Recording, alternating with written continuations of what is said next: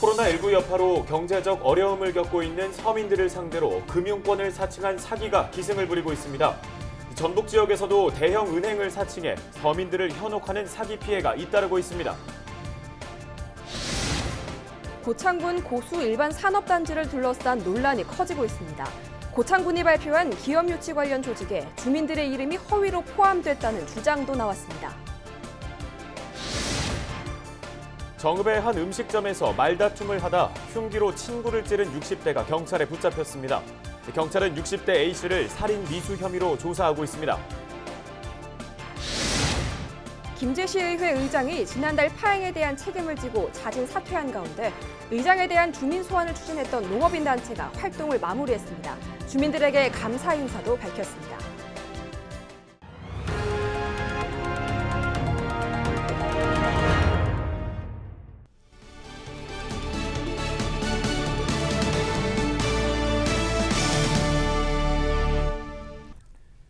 시청자 여러분 안녕하십니까? 헬로티비 뉴스 전북입니다.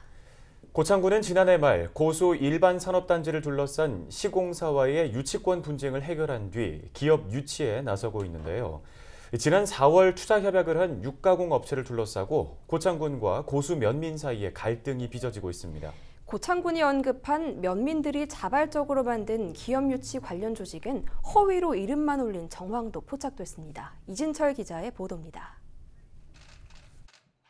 지난 4월 고창군은 육가공업체 A와 고수산단에 1,500억 원 규모의 투자 협약을 맺었습니다. 고창군은 협약 체결과 함께 기업이 들어서면 발생할 여러 문제를 해결하겠다는 보도자료를 내기도 했습니다. 닭고기를 가공하는 A기업이 들어서면 주민 걱정처럼 악취와 수질 오염을 일으킬 수 있다며 대책을 세우겠다고 밝혔습니다. 특히 고수 면민 28명으로 구성된 민간대책위원회와 함께 기업체를 방문하는 등 주민들의 우려를 불식시키는 데 노력했다고 덧붙였습니다. 고창군은 A기업 투자 유치를 포함한 고수산단 기업 유치를 민선 7기 전반기 가장 큰 성과라 자평했습니다. 고수산업단지도 지금 한 55% 정도는 전부 기업 유치가 됐습니다. 그래서 대략적으로 한 10개 기업에 4천억 원 정도, 한 2,000명 정도가 일자리가 만들어지는 기업 유치 지금 성과가 나고 있고요. 하지만 지난 8월 어찌된 일인지 고수산단 인근 7개 마을 70여 명의 주민들은 육가공 업체의 유치에 반대하는 고창 일반 산업단지 비상대책위를 꾸렸습니다. 대책위는 고창군이 육가공 업체와 투자 협약을 하기 전 기업 유치 사실을 보도자료에서 언급된 민간대책위에서만 공유하고 있었을 뿐 면민들에게 제대로 된 공청회조차 열지 않았다고 주장하고 있습니다. 주민 동의를 얻고 해야 하고 설명회도 많이 하고 그래야 하는데 이게 그런 공정한 공청회도 없이 그냥 암암리에. 주민들은 고창군이 육가공업체 유치 관련 협의 중이라고 밝힌 민간대책위원회에 대해서도 의문을 제기했습니다. 민간대책위원회 구성원 중에는 본인이 단체에 속해 있는지 모르는 사람부터 명단에 이름이 있지만 업체 유치에 동의하지 않은 사람까지 반대위가 파악한 숫자만 20명이 넘습니다. 나보고 그 이혼 허락 소리도 들어본 적도 없고 전혀 그런 사실이 없는데 왜 내 명단에 그거 들어가 있는가 모르겠다 내가 그렇게 얘기했는데. 이에 대해 고창군은 마을 주민을 대표하는 사람들로 대책위원회를 꾸린 뒤 협조를 요청했다고 밝혔습니다. 전화해서 주문을 받지는 않았었는데요. 나중에 알렸어요. 하나하나 이렇게 저기해서 하는 것보다는 이미 기관 사회단체장들이 있으니까 기관 사회단체장님들을 항상 앞세우고 저기 하니까. 고창 산단 비상대책위는 오는 18일 산단에서 육가공업체 유치 반대를 위한 시위에 나선다고 밝혔습니다. 헬로티비 뉴스 이진철입니다. 코로나19 여파로 경제적 어려움을 겪고 있는 서민들을 상대로 한 대출 사기가 기승을 부리고 있습니다. 전북 지역에서도 대형 은행을 사칭해 서민들을 현혹하는 사기 피해가 잇따르고 있는데요. 주의하셔야겠습니다. 김남호 기자가 취재했습니다. 40대 주부인 A씨는 최근 유명 대형 은행 직원으로부터 코로나19 지원 정책에 따른 저금리 대출을 받으라는 전화를 받았습니다. A씨는 신용도를 상승시켜야 한다는 해당 직원의 말에 따라 기존 계좌에 현금을 500만 원 이상 이체해놓고 체크카드를 전달한 뒤 비밀번호까지 알려졌습니다. 하지만 계좌를 확인한 결과 대출은 실행되지 않았고 이체해놓은 현금까지 모두 인출돼 있었습니다. 신용 등급을 높이니 대출 받게 해준다고 그랬거든요. 그래서 계좌에 현금을 이체해 놓으라고 했어요. 은행 매장 번호도 알려줬고요. 근데 통화를 해봤는데 피해를 당한 후에 알았어요. 그게 보이스피싱 조직이 만든 가상 번호였다는 것을요. 그리고 다른 휴대폰으로 전화를 엄청 했는데 통화 자체가 안 되더라고요. A씨처럼 은행 대출 사기형 보이스피싱 피해자는 올해 들어 10월까지 전북 지역에서만 440여 건의 피해액은 80억 원을 넘어섰습니다. 최근 정읍경찰서에 붙잡힌 보이스피싱 수거책 B씨의 경우 4회에 걸쳐 6천여만 원을 보이스피싱 조직에 송금한 것으로 조사됐습니다. 자금을 이체하거나 출금해서 사기모방에 전달해달라고 하거나 혹은 개인정보를 이렇게 요구하기도 하거든요. 이런 전화를 받으면 무조건 끊으셔야 합니다. 예, 보이스피싱이라고 반드시 의심을 하셔야 하고요. 그리고 만약에 속아서 돈을 이체를 시킨 경우에는 112나 해당 은행에 전화를 해서 계좌 지급 정지를 신청하셔야 합니다. 금융기관 관계자들은 단기간 계좌 잔고액만으로 신용등급을 평가하지 않는다고 밝혔습니다. 또 본인이 매장에 직접 방문하지 않을 경우 대출이 실행되지 못한다면서 주의를 당부했습니다. 단기간 내에 계좌에 잔고가 많다고 해서 신용등급이 곧바로 올라가는 경우는 없다는 것을 말씀드립니다. 또 계좌 비밀번호를 타인에게 알려주지 마시고 가능한 한 전화보다는 매장에서 직접 확인하시는 것이 좋겠습니다. 코로나19 여파로 어려움을 겪고 있는 소상공인을 비롯한 서민들을 대상으로 이루어지고 있는 대환 대출형 보이스피싱 피해는 전북 지역에서만 하루 평균 1.8건에 피해액만 3,500만 원에 달하고 있습니다. 보이스피싱 조직 검거와 함께 더 이상 피해가 발생하지 않도록 피해 예방을 위한 홍보 강화 대책이 필요해 보입니다. 헬로티비 뉴스 김나옵니다. 술자리에서 말다툼을 하다 흉기로 친구를 찌른 60대가 경찰에 붙잡혔습니다. 정읍경찰서는 살인미수 혐의로 A씨를 붙잡고 조사 중이라고 밝혔습니다. A씨는 15일 오후 11시 20분쯤 정읍의 한 음식점에서 친구 B씨를 흉기로 찌른 혐의를 받고 있습니다. 경찰은 조사를 마치는 대로 A씨에 대해 구속영장을 신청할 예정입니다. 일방적으로 호감을 표시하며 따라다니던 여성의 집 근처에서 폭발물을 터뜨린 20대가 구속됐습니다. 전북경찰청은 폭발물 사용과 특수재물 손괴, 주거 침입 등 혐의로 27살 A씨를 구속했다고 밝혔습니다.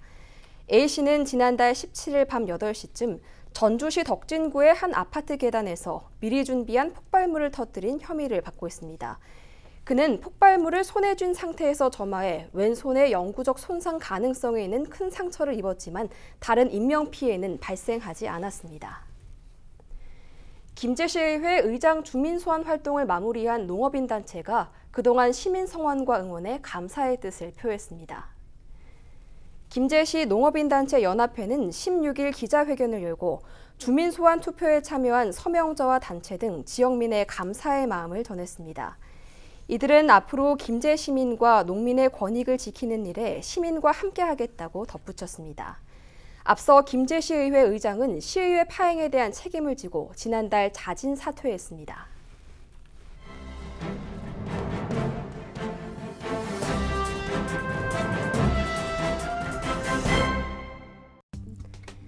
신문브리핑 전북일보 기사입니다. 전북교육청 고위직 간부와 일선 초중고등학교 교장들이 전북도의회 행정사무감사 기간에 제주도 연수를 떠나 무리를 빚고 있다는 소식입니다. 지난 13일 전북교육청에 대한 행정사무감사가 열렸는데 최영일 전북도의회 의원이 전북교육청 김모 국장의 출석을 요구했는데 김 국장은 이미 제주도로 연수를 떠났고 행감은 제대로 이루어지지 않았다고 전했습니다. 행정사무감사는 1년에 한 번 열리는데 입법과 예산 그리고 도정, 교육당국 통제를 유효적절하게 행사하기 위해 전반을 돌아보고 짚어보는 제도로 회기의 꽃으로 불리기도 합니다. 최 의원은 행감 기간인 줄 알면서 연수를 떠나는 것이 옳냐며 행감 기간에 언제 어떤 간부를 출석 요구할지 모르기 때문에 이번 연수는 아주 부적절하다고 지적했습니다. 또 연수 계획을 보니 중요한 사안도 아니고 코로나19 확진자도 늘어나고 있는 시기라고 질책했다는 겁니다. 정병익 부교육감은 소관부서 행감이 끝난 후 부교육감이나 교육국장의 출석 요구를 하는 일이 없었다며 그래서 연수를 추진하게 됐다고 해명했다고 합니다. 행정사무감사는 정례적으로 11월 중순에 예정됐다는 점에서 교육당국의 변명은 옹졸했다는 평가라고 신문은 보도했습니다. 그러면서 일정은 12일부터 14일까지로 4.3 유적지와 강정평화센터, 가파도, 생태숲 등을 방문하는 현장 탐방과 토론으로 이루어진 일정이 대부분이었다고 덧붙였습니다. 지금까지 신문 브리핑이었습니다.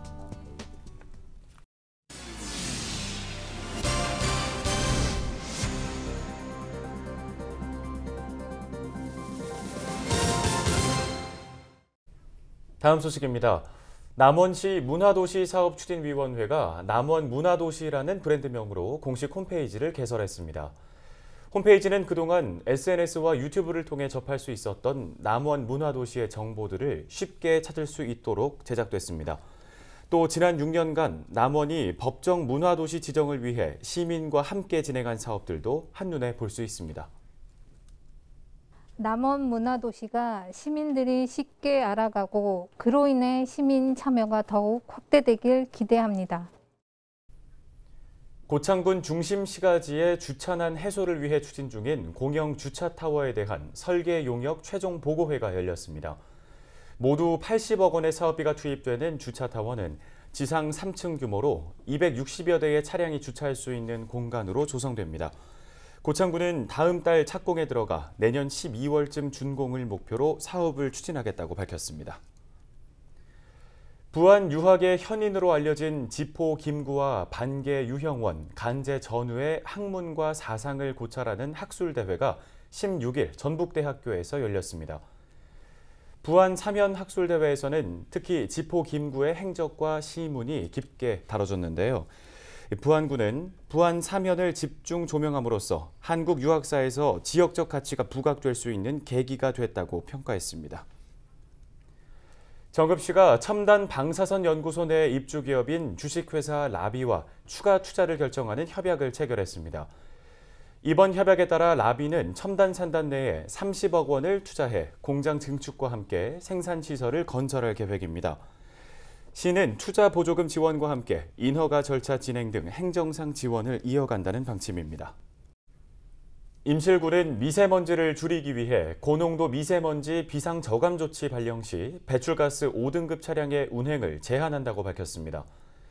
운행 제한 조치는 미세먼지 비상저감 조치 발령으로 전북도에서 재난 문자가 발송되면 다음 날 오전 6시부터 오후 9시까지 실시되며 임실 지역 주요 도로 6개 지점에 설치된 CCTV를 통해 위반 차량을 단속합니다. 군은 운행 제한 조치 위반 시 과태료 10만 원을 부과할 예정입니다. 끝으로 날씨 정보입니다. 화요일은 오전 기온 9도, 낮 기온 21도가 예상됩니다. 남쪽에서 따뜻한 공기가 유입되면서 전국 대부분 지역의 아침 기온이 10도 이상으로 평년보다 높은 분포를 보이겠습니다. 오후엔 전북 일부 지역에 한때 빗방울이 떨어지겠습니다. 수요일에도 오전 기온 15도, 낮 기온 22도로 포근한 가운데 하루 종일 비가 내릴 것이란 예보입니다. 수일째 이어지던 건조함이 다소 해결될 것으로 보입니다. 지역별 오전 기온은 10도 안팎일 것으로 보입니다. 대체로 포근하겠는데요. 임실 6도, 남원 8도, 김제 9도, 고창 10도가 예상됩니다. 주간 날씨입니다. 금요일까지 비가 예보된 가운데 비가 그친 뒤 토요일부터는 내륙을 중심으로 아침 기온이 5도 이하로 다시 급격하게 떨어져 춥겠습니다. 이번 예보 기간은 기온의 변동폭이 클 것이란 예보입니다. 건강관리 잘 해주시기 바랍니다. 바다 날씨입니다. 우리 지역 바다에도 빗방울이 떨어지겠습니다. 파고는 0.5m까지 잔잔하게 일겠습니다. 날씨 정보였습니다. 헬로티비 뉴스는 언제나 지역 주민 여러분 곁에 있겠습니다. 함께해 주신 여러분 고맙습니다.